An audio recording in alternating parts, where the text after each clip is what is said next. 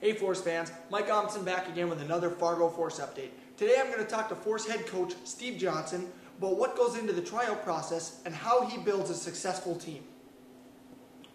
Coach, great to have you back again. Tryouts have been going on all summer. Now we're down to the very last camp. What are your thoughts heading into this final selection stage? Well, we just try to solidify the spots that we have left. There's, realistically maybe 5 or 6 spots that we try to fill. There's different kids that we haven't seen during the course of the summer. Some kids weren't able to make it to the first camp. So, but we're just, we try to fill our spots and then even potentially upgrade in some areas. Oh, okay. Are there any sure bets out there?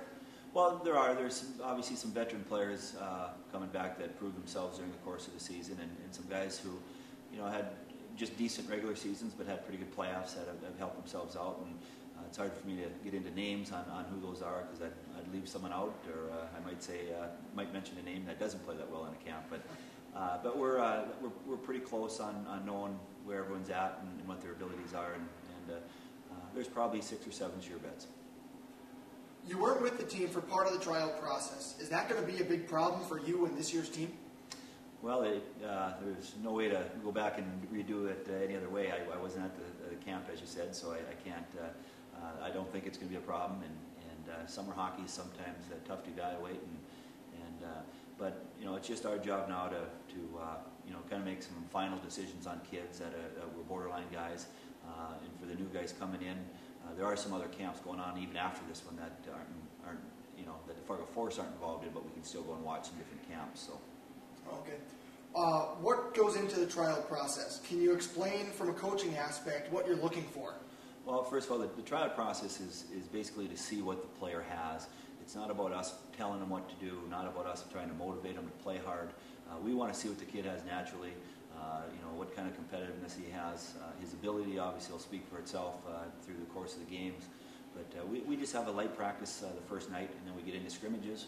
And it's the player's responsibility to do what they do best and do it with a lot of effort and be real competitive doing it. Okay.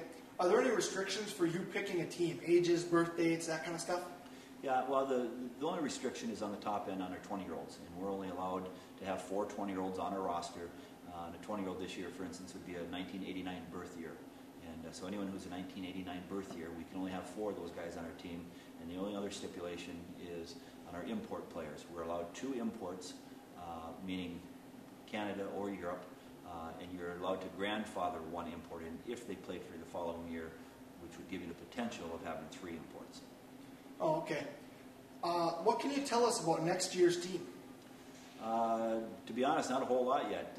I don't know the returning guys well enough. I know that certainly we expect some of the guys to be impact guys, and that's what your team is based on. Obviously, you need goaltending, you need all kinds of different ingredients, but you certainly need impact guys. You need some guys who potentially, you need that guy who's a potentially top defenseman, one of the top defensemen in the league. You need a couple forwards that are potentially top forwards in the league. So those type of things certainly dictate if you finish, in the top half or the bottom half, because there's a very fine line between the two.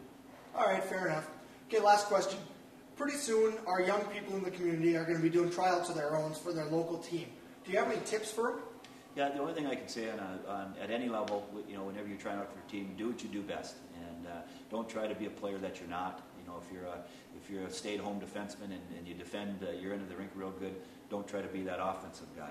If you're a good offensive player and you're able to score, and you've scored in the past at certain levels that you're at, don't go and try to be that banging forward and that guy who does his job only on the defensive side. So whatever got you to that point, go out and do that to the best of your ability and be very competitive doing it. Great advice, Coach. Thanks for being here. Thanks, Mike.